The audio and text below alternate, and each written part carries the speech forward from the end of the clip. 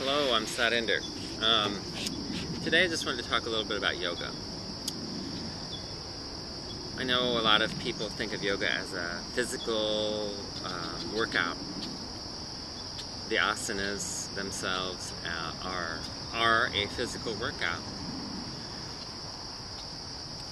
But I think that after practicing for a while, I practice Ashtanga Vinyasa yoga, which is a very intense style that incorporates a very intense breath pattern, along with a lot of movement and a lot of asana. But I think even if you're practicing yoga that you don't necessarily move as much and don't necessarily breathe as intensely, that after a certain length of time you know that there's more to it than just the physicality. Because it takes you to this level of realization that your being is so much more than physical. There's a whole eightfold path, the Ashtanga. It's also known as Ashtanga, which means 8 limbs, path of yoga, that starts out with the yamas and the niyamas. They're ideas of how to act with yourself and ideas of how to act with others. And then the third limb of it is asana.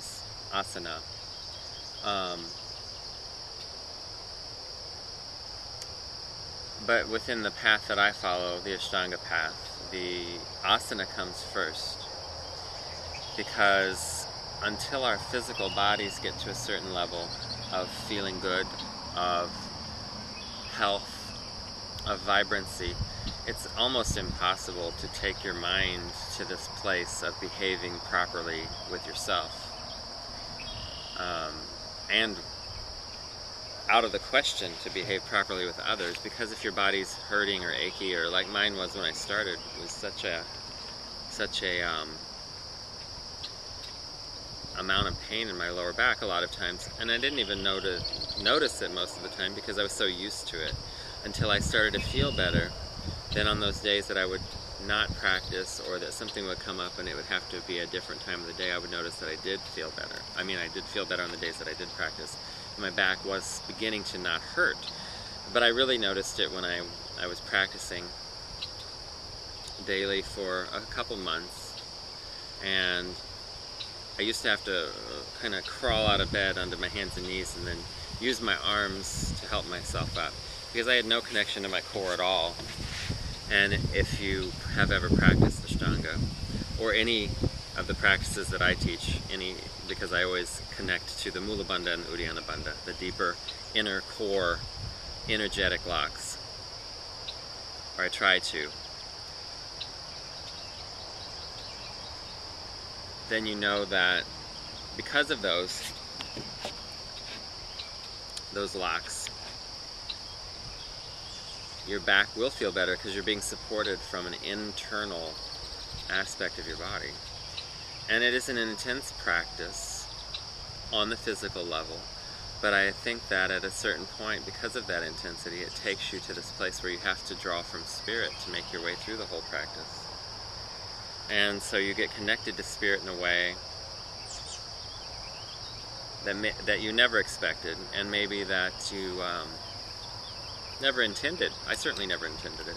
I just wanted to work out and do something that made my back not hurt and my shoulders feel better, and maybe made me look good with no clothes on.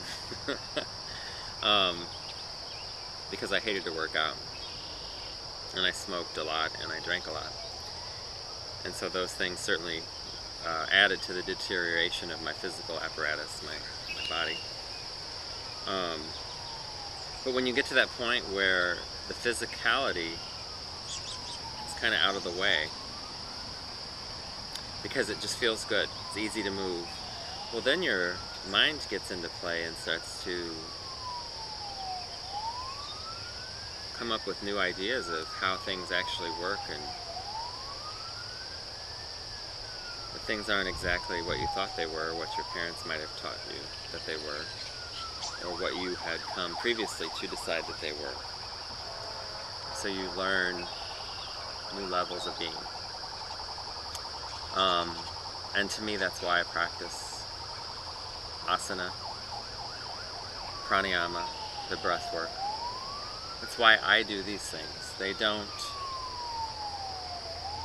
just help me on a physical level. They do help me intensely on a physical level. Made me stronger, more flexible. Made my eyes be able to see better, my hearing better, my throat, my voice clearer, my thought processes coming to me easier, more easily.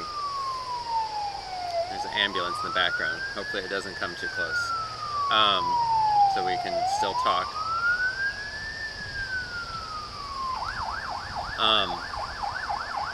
But it's taken my mind to a new level of understanding connections between people, places, things. I'm sitting here in the park on this wood bridge that you probably can't see because I had to tilt the camera up high enough. And there's a creek going by and all this marshy type of grasses growing around, and then up the hill is the trees and ball fields up on top of the hill. But just sitting here listening to the crickets, the frogs, they're probably frogs. I don't know, it's just a level of peace just sitting here and being in nature that I wouldn't have had before. And I might have enjoyed it before, but I definitely would have. My nervous system was too in an uproar most of the time to be able to sit and appreciate it. I could lay down here and take a nap and be in love with it the whole time. So the next time you go to a class, mine or anyone else's, and I hope it's mine because I like to have fun with all you guys and test you and challenge you in new and different ways. Next time you go to a class and you start to move and you start to breathe deeper and you feel that physical vibrancy, that energy underlying that physicality start to move through you, pay attention to it at a deeper level. Notice your breath. Notice where you go on that deeper level while you're practicing. And especially during Shavasana, when you're done and you're lying there, you're not moving anymore, and all of this ease has come over your body. Notice how you feel the energy moving through your core, your torso, your limbs, through your neck, through your head, as you relax. And take that awareness through the rest of your day and see how your day is different. That's my invitation to you, to challenge yourself to step it up to the next level, the practice. That's all I've got for today. Thanks for listening, and I hope to see all of you soon. Namaste.